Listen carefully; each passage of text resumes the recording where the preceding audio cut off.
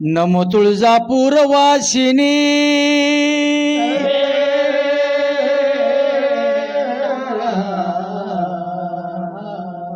नमो तुळजापूर वासिनी दैत्य मरदोनी कुल स्वामिनी आदि माया तू अंबाबाई आदि माया तू अंबाबाई आदि माया तू अंबाबाई शाहिराने साज चढविला शाहिराने साज चढविला पूर्ण चढवून शाहिरी साज आला आज गाईल बाल हत्तीला पोटामध्ये मुली मारल्या जातात आणि 18 वयाच्या अगोदर मुलीचं लग्न केलं जातं.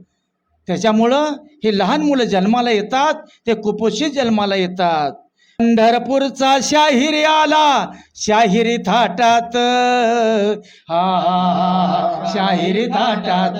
पंढरपूर शहरातील बहुप्रतीक्षित नाम संकीर्तन नाट्यगृह आता उद्घाटनाच्या मार्गावर असून यामुळे नाट्य व सांस्कृतिक क्षेत्रात उत्साहाचे वातावरण निर्माण झाले आहे. याच पार्श्वभूमीवर पंढरपूरमधील नाट्य कलावंतांनी माजी आमदार प्रशांत परिचारक यांचे आभार व्यक्त केले आहेत. नाट्यगृह उभारणीसाठी त्यांनी केलेल्या पाठपुराव्यामुळे हे स्वप्न साकार होत असल्याची भावना कलावंतांनी व्यक्त केली. तसेच नाट्यगृहाचे उर्वरित काम दर्जेदार पद्धतीने आणि लवकरात लवकर पूर्ण करून ते कलाकार व रसिकांच्या सेवेत खुले करावे अशी अपेक्षाही यावेळी व्यक्त करण्यात आली. यावेळी नाम संकीर्तन नाट्यगृहाबाबत विविध नाट्य कलावंतांनी आपल्या भावना व प्रतिक्रिया व्यक्त केल्या आहेत. कुलस्वामिनी जय तुळजा भवानी प्रसन्न. मी दत्तात्रय महादेव लोंढी गोंधळी पंढरपूरमध्ये मी जागरण मंडळाचा कार्यक्रम करत असतो आणि त्या जागरण मंडळामध्ये ह्या पंढरपूरचे काही गोंधळ असतात ते कार्यक्रमाचा आम्हाला लाभ मिळतो आणि बाहेर जाण्यासाठी आम्हाला काय संधी मिळत नाही. त्यासाठी इथं आमचं कार्यक्रम व्हावा आम्हाला संधी मिळावी नाट्यगृहामध्ये. काय वाटतं तुम्हाला की नाट्यगृह आता लवकरच सुरू होणार आहे? आनंदाची बातमी आहे आणि मालकांना बी मालकांनी बी सांगितले सुरू करणारा 20% काम राहिलेलं आहे आमच्या मी सुरू करणार आहे. त्यासाठी आम्हाला बी संधी मिळावी हीच आम्हाला मागणी आहे, दुसरी काय. नमस्कार. नमस्कार. सध्या नाट्यगृह पंढरपुरामध्ये होत आहे. 80% काम झालेलं आहे, 20% राहिलेलं आहे. तुम्ही आज कलाकार आहात आम्ही तुमचं मत जाणून घेण्यासाठी आलेलो आहेत. अगोदरची पार्श्वभूमी आणि नाट्यगृह झाल्यानंतर बदल काय होणार पंढरपुरामध्ये? मी प्रथम माझं नाव सांगतो. मी शाहीर विजय व्यवहारे, पंढरपूर. आम्ही पिढीजात कलाकार आहे. आमची 5वी पिढी आहे आता सध्या. तरी लोक कलावंत. मी सध्या शाहीर आहे. शाहीर म्हणून मी कामं करतो आणि अखिल भारतीय मराठी शाहिरी परिषद याचा जिल्हा प्रमुख आहे मी.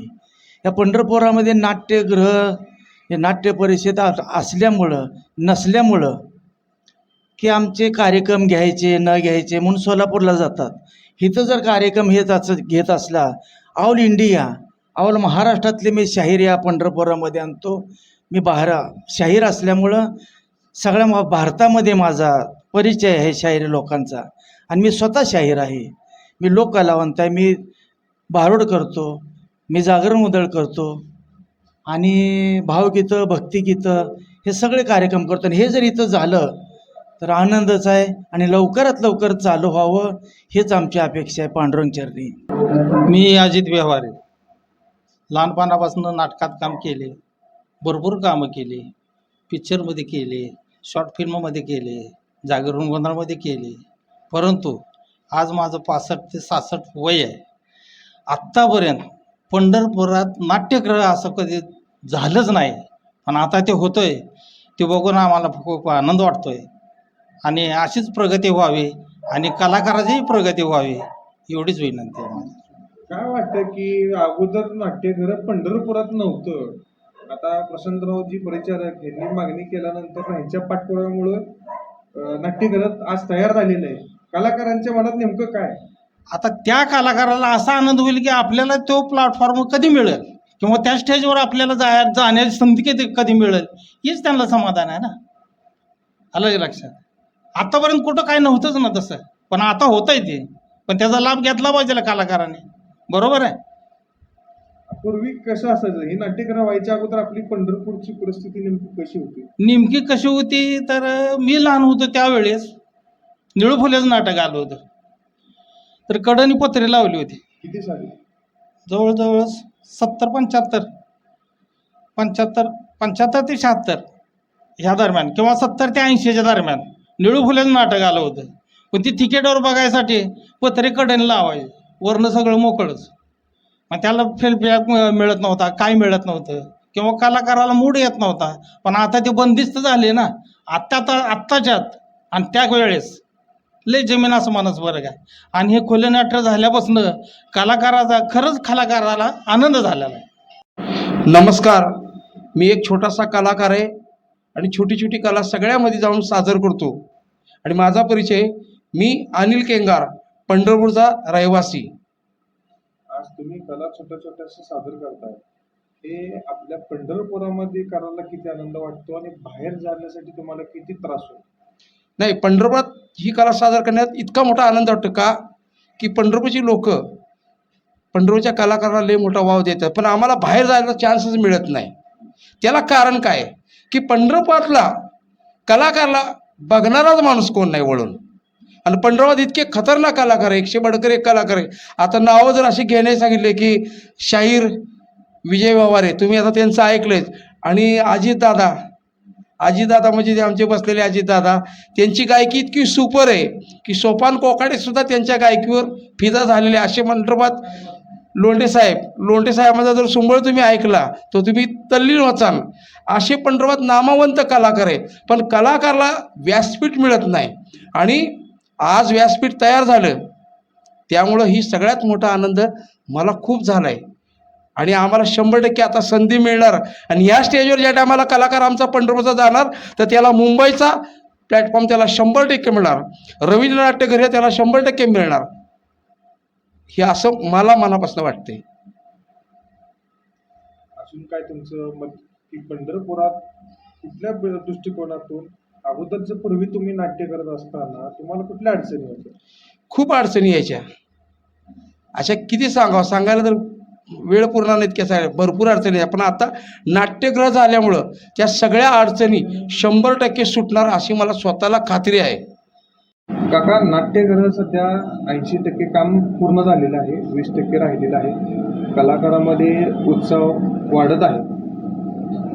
नेमकं प्रतिक्रिया तुमची काय? कसं आहे की पंढरपूरमध्ये एक बंदिस्त नाट्यगृहाची आवश्यकता होती. ती आवश्यकता माननीय आमदार मनगुंडीवार आणि प्रशांत परिचारक यांच्या प्रयत्नानं ती यशस्वी होत आहे. सगळ्यात महत्त्वाचं म्हणजे फक्त नाट्यगृह हे नाट्यगृह नसतं, तर त्यासाठी स्थानिक कलाकारापासून जागतिक लेवलचे कलाकार हे त्या नाट्यगृहामध्ये येऊ शकतात. आणि मोठमोठी जी अप्रतिम कलाकृती आहेत ते फक्त बंदिस्त नाट्यगृह नसल्यामुळं पंढरपूरपासून ते वंचित राहिलेले आहेत.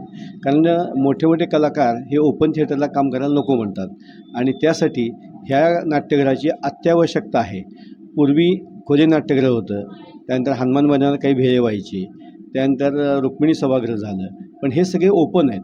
आणि हे बंदिस्त आणि इकोस्टिक म्हणजे ज्याच्यामध्ये साऊंड इफेक्ट हा चांगला असावा अशा पद्धतीचं वातानुकूलित हे पहिलं नाट्यगृह पंढरीत एक उदयास येतं आहे. ही खूप आनंदाची आणि कलाकाराच्या दृष्टिकोनातून म्हणाल तर एक महत्त्वाचा माइलस्टोन ठरेल असं मला वाटतं. पूर्वी परिस्थिती काय होती?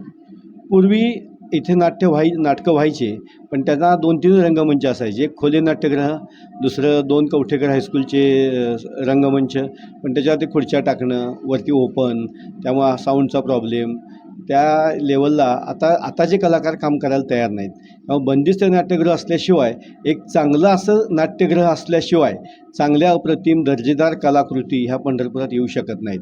मग त्यामुळं इथले बरेच जण नाट्यरसिक हे सोलापूरला जाऊन पाहतात. हुतात्मा स्मृती मंदिर हे रमानाथ झा आपल्या इथं 85 साली इथं प्रशासक म्हणून होते. ते मुंबईला ते सोलापूरला आयुक्त म्हणून गेले आणि पूर्वीची जुनी साठलेली रद्दी त्यांनी विकून त्या पैशातून हुतात्मा स्मृती मंदिर नावाचं सुंदर नाट्यगृह बांधलं. ते इतकं अप्रतिम बांधलेलं आहे की बालगंधर्वच्या तोडीस तोड आहे ते. आणि त्याच पद्धतीचं ह्याचंही काम व्हावं अशी ही माझी अपेक्षा आहे. उशीर झाला असं वाटत नाही का? नाही, उशीर होतोय, पण काही तांत्रिक अडचणी, काही आर्थिक अडचणी, तरीसुद्धा प्रशांत परिचारक यांनी परवाच संबंधित मंत्र्यांची भेट घेऊन याच्यासाठी कमी पडणारा निधी द्यावा अशी विनंती केली आहे. त्यांच्या विनंतीला यश येवो आणि लवकरात लवकर हे नाट्यगृह हे नाट्यरसिकांच्या सेवेसाठी रुजू व्हावं असं मला वाटतं. इकडे भ्रष्टाचाराचे पण आरोप होत आहेत त्याच्यावर. कुठलंही चांगलं काम करायचं म्हणलं की वाईट आरोप, चांगले वाईट ह्या दोन्ही प्रतिक्रिया येतच असतात. कुणी करप्शन म्हणेल, कुणी भ्रष्टाचार म्हणेल, पण त्या भ्रष्टाचारापेक्षा सुद्धा एक सुंदर नाट्यगृह उभारतं आहे ह्याचं समाधान मानणं महत्त्वाचं आहे. निगेटिव्हिटी ही प्रत्येक गोष्टी विचार करत बसलो तर कोणतीही चांगली गोष्ट साकार होणार नाही. काही त्रुटी असतील पण त्या त्रुटी दूर करून हे जास्तीत जास्त लवकरात लवकर नाट्यगृह रसिकांच्या सेवेस यावं असं मला वाटतं. कलाकारांना फायदा किती होईल? 100% कलाकारांना फायदा होईल. कारण एक तर स्थानिक व्यासपीठ मिळेल, जागतिक लेवलचे कलाकार इथे येतील, त्यांचे सानिध्य मिळाल्यामुळं इथल्या कलाकारांना एक चांगलं बाहेरचं व्यासपीठ उपलब्ध होऊ शकेल आणि त्याच्यामुळं अनेकांना रोजगार देखील उपलब्ध होऊ शकतो.